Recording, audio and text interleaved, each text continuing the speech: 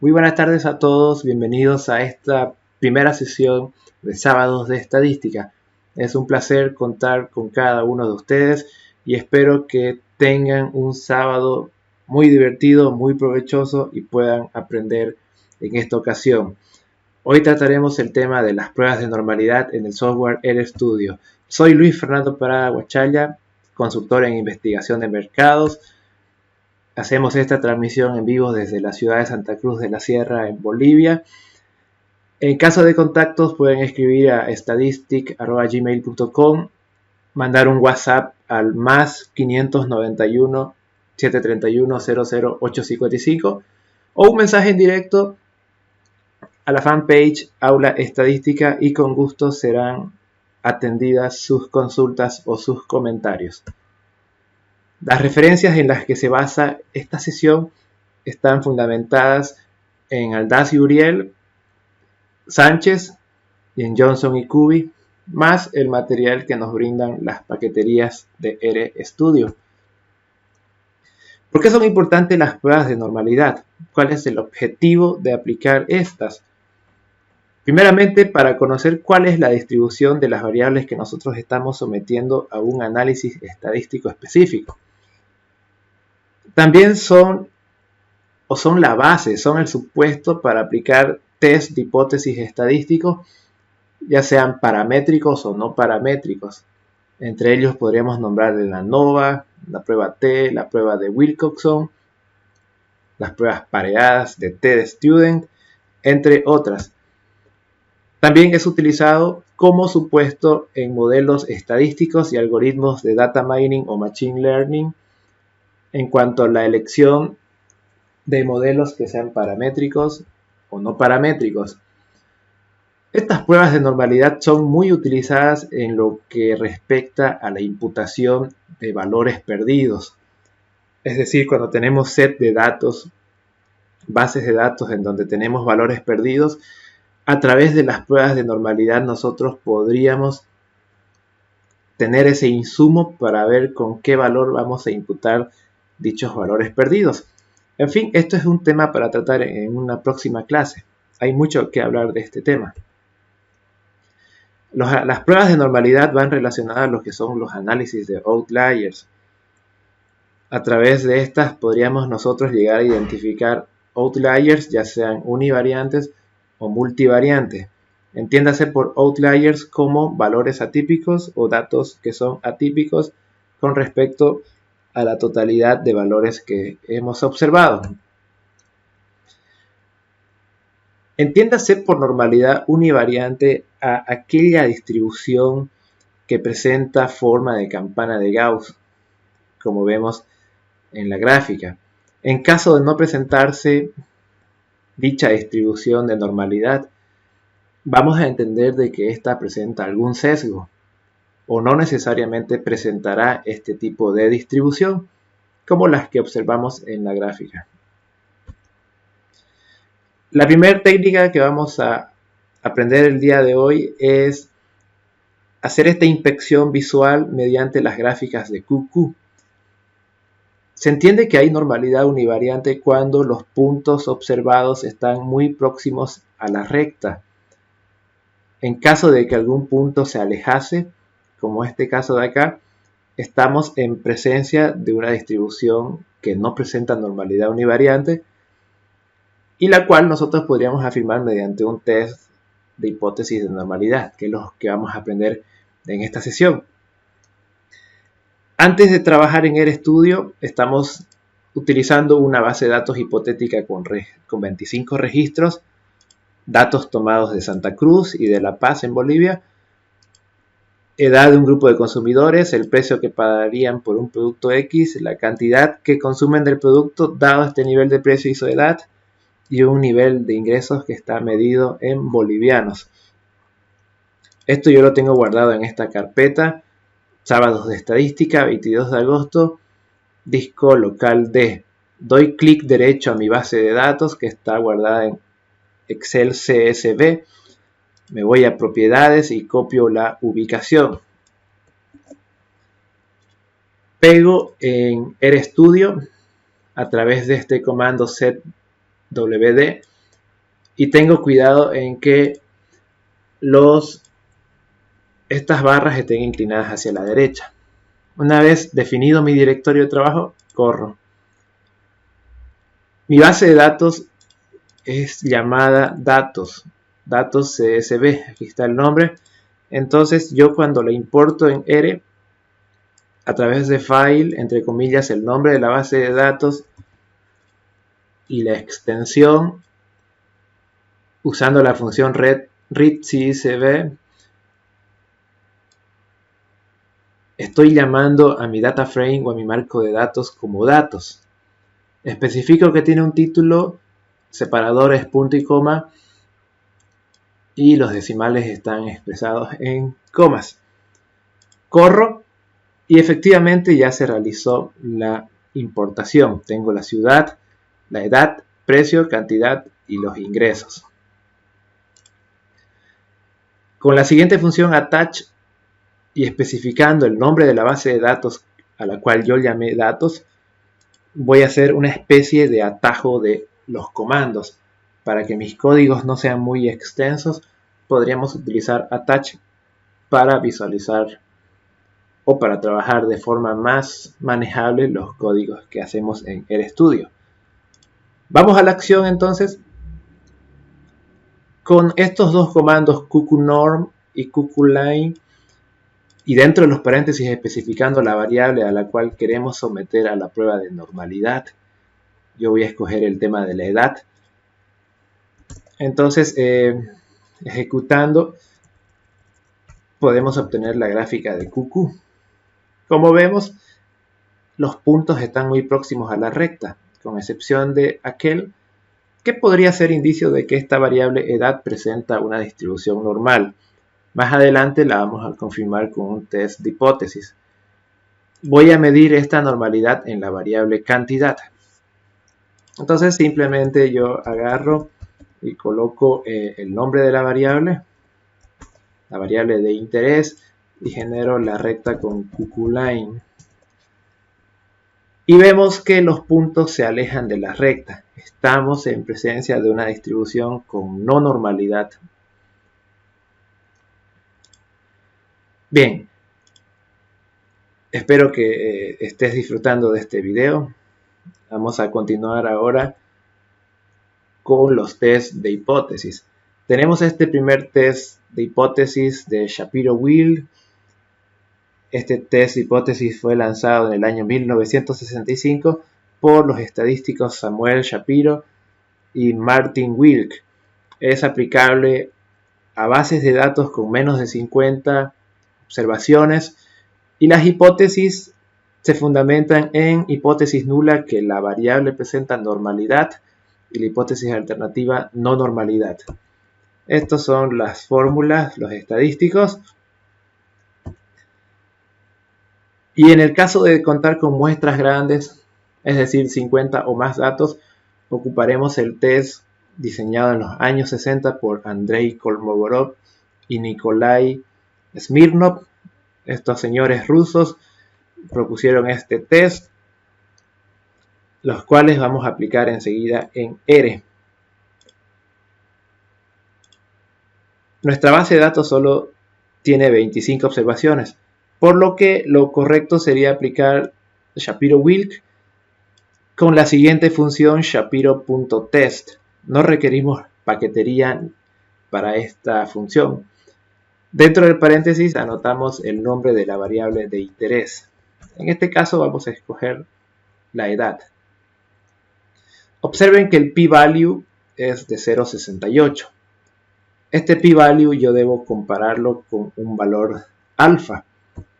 En caso de que el p-value sea mayor que alfa, yo no rechazo la hipótesis nula, lo que me lleva a concluir que la distribución es normal. Caso contrario, rechazo la hipótesis nula y estaré en presencia de una distribución no normal. Recordemos que el nivel de significancia o alfa es una probabilidad de rechazar la hipótesis nula cuando es verdadera, lo cual es denominado error tipo 1 o un falso positivo en estadística. Usualmente se trabaja con valores del 5%. Observen la imagen, falso positivo. Hay un escenario de un hombre que asiste al médico y le dicen que está embarazado. Sabemos que esta decisión es terriblemente equivocada, pero esto es el falso positivo o error tipo 1 o lo que estamos llamando alfa. La idea aquí yace en que este valor alfa sea lo más pequeño posible. 5%, 1%, 0,1%. Entonces nuestras comparaciones las vamos a realizar en función a un alfa, que en este caso es del 5%. Observemos acá que el p-value de la prueba de Shapiro Test da 0,68, que es mayor al 5%, o 0,05. Es indicador de que estamos en presencia de una distribución normal. Si yo hago esto mismo con la variable precio, observo que mi valor P es muy pequeño, 0,0000048, lo que me lleva a rechazar la hipótesis nula, y yo puedo afirmar que la distribución en esta variable es no normal. Ahora, si la muestra fuera grande, que en este caso no lo es, si tuviéramos 50 o más datos, en ese caso ya podríamos ocupar a Kolmogorov-Smirnov.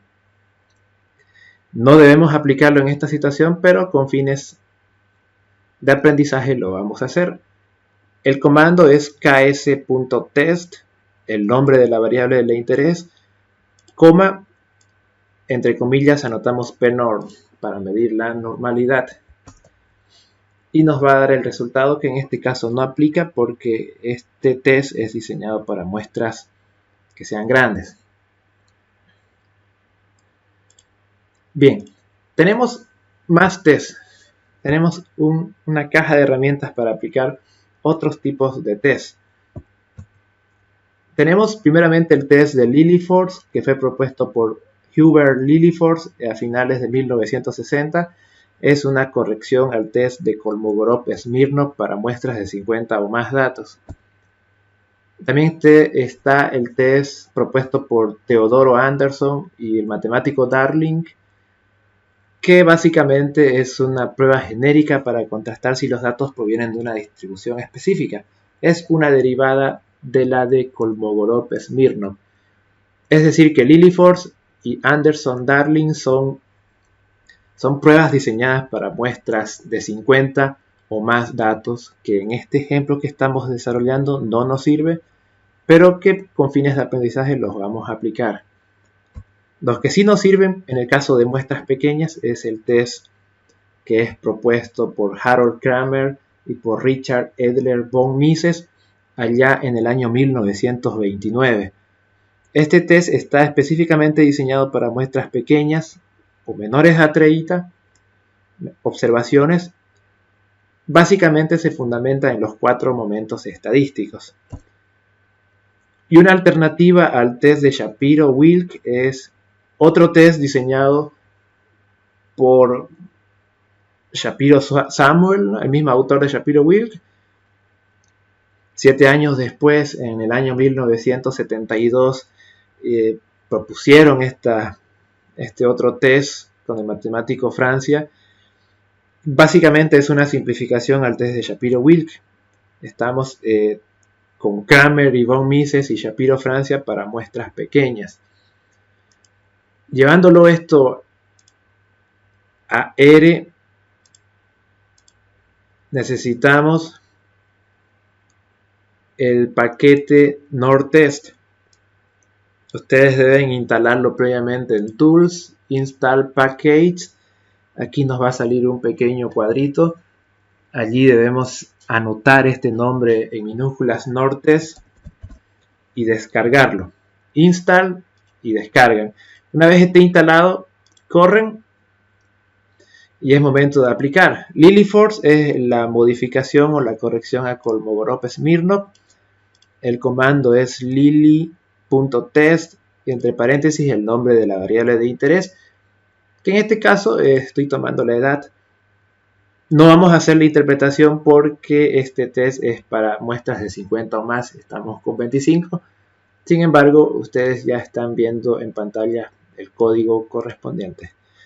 El test de Anderson-Darling, otro test que es diseñado para muestras de 50 o más datos, se genera con esta instrucción ad.test y entre paréntesis el nombre de la variable de interés. Tenemos el resultado. En este caso, lo que sí nos sirve al tener una muestra pequeña es el test de Kramer-von Mises. Se genera también con esta paquetería NORTEST cvm.test, el nombre de la variable de interés, que en este caso vamos a tomar a la cantidad que está en el set de datos. Ejecutamos, verificamos que el p-value es menor al valor de alfa, entonces nos lleva a rechazar la hipótesis nula y estamos en presencia de una variable que no tiene normalidad univariante. El test de Shapiro-Francia lo voy a probar con la variable ingresos. Es sf.test, es muy sencillo. Vemos que da 3%, 3.43%, que es menor al 5%. Desde este test de Shapiro-Francia, los ingresos serían no normales. Bien, continuando. Tenemos más herramientas para hacer pruebas de normalidad univariante. Ahora nos vamos a basar en las simulaciones de Monte Carlo. Tenemos el test de Frosini, propuesto en el año 1987. Tenemos el test propuesto por Robert Jerry en el año 1935. Este test, aparte de la simulación de Monte Carlo, utiliza valores acumulados muestrales, como la media y la desviación estándar. También tenemos el test de Hegacy-Green, propuesto en 1975, y el test que es muy popular entre los economistas, el test de Harke-Vera, propuesto en 1987, donde se utiliza la simetría, la kurtosis. Otras pruebas que se fundamentan en las simulaciones de Monte Carlo están los test de kurtosis, el test de skewness o asimetría, que fueron test propuestos por Shapiro, Wilk y Chen en el año 1968. El test de Spiegel-Halter, propuesto por David Spiegel-Halter en 1977, y el test de Weisberg-Bingham, propuesto en 1975. Hay 8 tests fundamentados en simulaciones de Monte Carlo. Para generarlos en R, tenemos que instalar la siguiente paquetería. La paquetería es library norm test y empezamos a ver los códigos. Recordemos que las simulaciones de Monte Carlo es un proceso que se da mediante iteraciones. Mientras más iteraciones tengamos es mejor. Recordemos la ley de los grandes números. Entonces se sugiere utilizar cantidades grandes como 10.000 o más. En este caso yo estoy tomando 2000. Ustedes podrían tomar otro valor. El test de Frosini sería frosini.nor.test. Dentro de paréntesis la variable de interés separamos con coma. Y las réplicas las anotamos acá con la siguiente instrucción. Y vemos que con este test de Frosini la edad presenta distribución normal. El test de Jerry es Jerry o Geary.norm.test, nombre de la variable y la cantidad de simulaciones a realizar. Observamos que la edad también sigue siendo de distribución normal. El test de Hegacy-Green, el comando es Hegacy1.norm.test, nombre de la variable y las réplicas, que en este caso estoy trabajando con 5000. Sigue siendo de distribución normal. El test de Harke-Vera, jb.norm.test, nombre de la variable de interés y las réplicas, que podríamos trabajar con 8000 aquí. Hacer otro tipo de iteraciones y vemos que también sigue siendo mayor al 5%. La edad es de distribución normal. El test de kurtosis es kurtosis.norm.test, el nombre de la variable y las réplicas. sigue siendo de distribución normal, es mayor al 5%.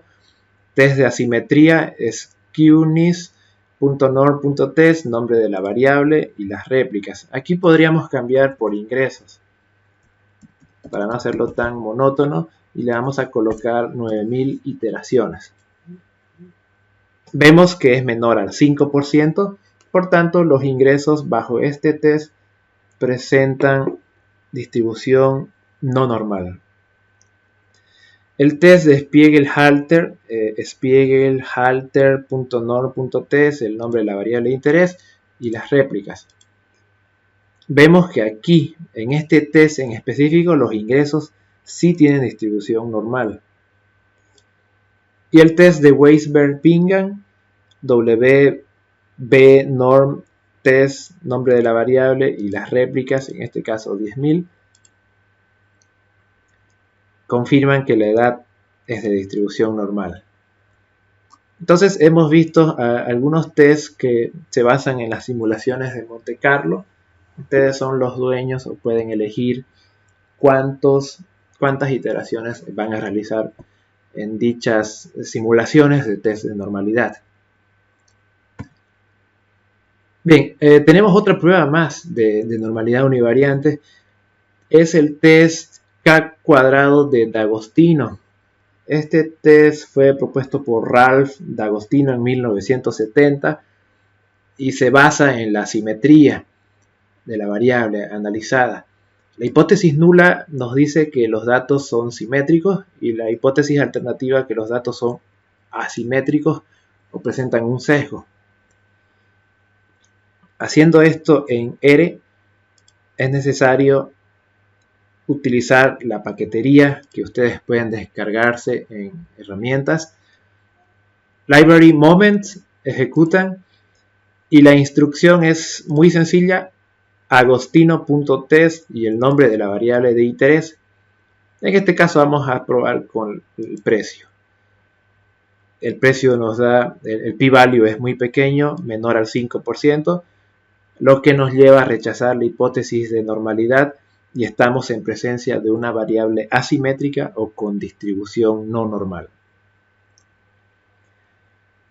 Bien, hemos visto test desde un enfoque u óptica univariante.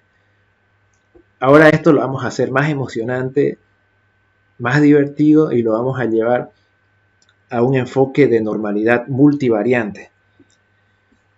Estos modelos o estos procedimientos que vamos a emplear en la normalidad multivariante básicamente son utilizados como un supuesto fundamental al elegir un modelo o algoritmo de minería de datos, un modelo estadístico, un modelo de machine learning. Hay modelos que se fundamentan en esto. Es decir, si sabemos que hay normalidad multivariante, entonces le vamos a introducir un modelo paramétrico. En caso de no existir normalidad multivariante, trabajaríamos con alternativas no paramétricas o con modelos que no sean sensibles a datos atípicos o a outliers. Entonces es fundamental la aplicación de un test de normalidad multivariante. Aquí tenemos a nuestro amigo Kantilal Mardia. Este señor, nacido en la India, en 1970 propuso dos tests muy populares: el test de Mardia-simetría y el test de Mardia-kurtosis. Este señor aún sigue vivo, él nació en el año 1935. Para ejecutar esto es necesario que ustedes se instalen esta paquetería MVN. Una vez que la tengan instalada, utilizan la siguiente instrucción: MVN minúscula, paréntesis y el nombre de su data frame. En mi caso se llama datos, lo registro acá. Abro corchete y selecciono las variables que son cuantitativas. Edad, precio, cantidad, ingresos. Está desde la columna 2 hasta la columna 5. Entonces yo indico esto en la instrucción, coloco una coma para señalar que estamos trabajando con columnas y estoy indicando que trabaje desde la columna 2 a la 5. Separo con una coma nuevamente Y con esta instrucción multivariate outlier method, entre comillas QAM, voy a generar una gráfica que me va a permitir, mediante una distancia de Mahalanobis, detectar outliers multivariantes. Corremos. Y vemos que sí hay 3 outliers multivariantes en este caso, posible indicio de que no haya normalidad multivariante. Estos outliers del total de 25 son 3 y los ubicamos en la fila 16, 21 y 22 de nuestra base de datos. Podríamos verificar 16, 31 años, paga 8, cantidad 4, 2000. 21, 33 años, precio 350, cantidad 1, ingreso 5100 y así respectivamente con el 22. Son outliers desde una óptica multivariante. Ahora voy a ejecutar nuevamente la instrucción y acá abajo me va a salir la respuesta. Test de Mardia asimetría me da el p-value menor al 5%, no hay normalidad multivariante. Test de Mardia kurtosis, el p-valor es menor al 5%, entonces concluimos que no hay normalidad multivariante bajo el test de Mardia. Ahora tenemos nuevos tests, tenemos otros tests, otras alternativas. El analista lo que tiene que hacer es ejecutar cada uno de estos tests y podríamos decir en donde la mayoría de una respuesta nosotros vamos a elegir a esta respuesta como una conclusión final. Tenemos 5 tests, ¿no? Los 2 de Mardia más estos 3 de acá. En caso de que 4 tests nos generen un resultado específico, nos vamos a inclinar por ese resultado para tomar la decisión. Tenemos el test de Hens-Zirklers propuesto en 1990, el test de Royston propuesto en 1982 y el test de Durnik-Hansen propuesto en el 2008. Para hacer esto en R no hay que instalar ninguna paquetería, seguimos trabajando con library MVN. El test de Hens-Zirklers lo ejecutamos de la siguiente manera.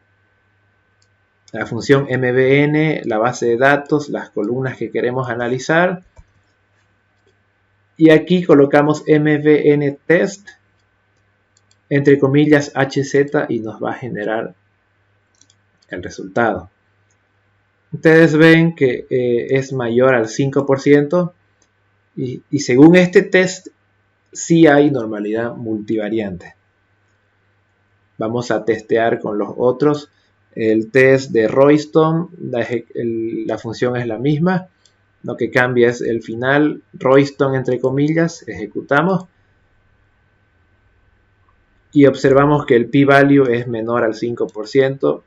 No hay normalidad multivariante, que concuerda con los resultados del test de Mardia.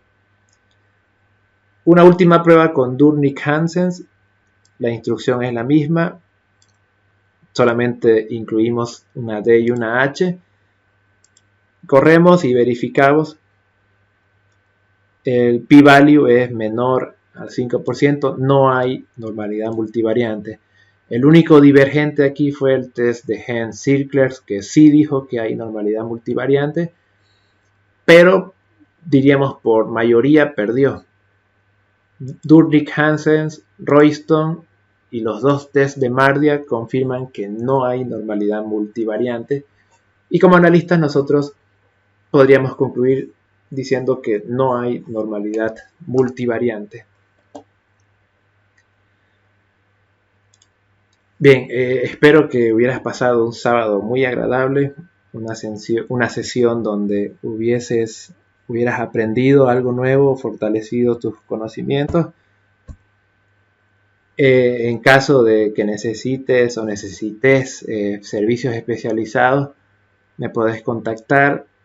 Yo estoy en Santa Cruz, Bolivia, al WhatsApp más 591 731 00855, o me podés escribir al correo estadistic@gmail.com, o por mensaje en Facebook, Aula Estadística. hacemos los siguientes servicios: analítica, investigación de mercados, capacitaciones. Y podrías escribirnos y especificarnos qué temas te gustaría que tratemos en futuros encuentros, en los próximos sábados, o qué manejo o qué software te interesa aprender, aparte de R. Sábados de estadística entonces llegó. Cada sábado vamos a estar presente. Esperanos, seguinos por Facebook, por Aula Estadística. Estate atento a nuestros links. Nosotros hacemos nuestras transmisiones mediante Google Meet. Esto lo vamos a hacer cada sábado con el ánimo de que aprendas, de llegar a tu casa y darte un momento de aprendizaje los días sábados. Y eso sería todo en esta ocasión. Nos veríamos en un siguiente sábado.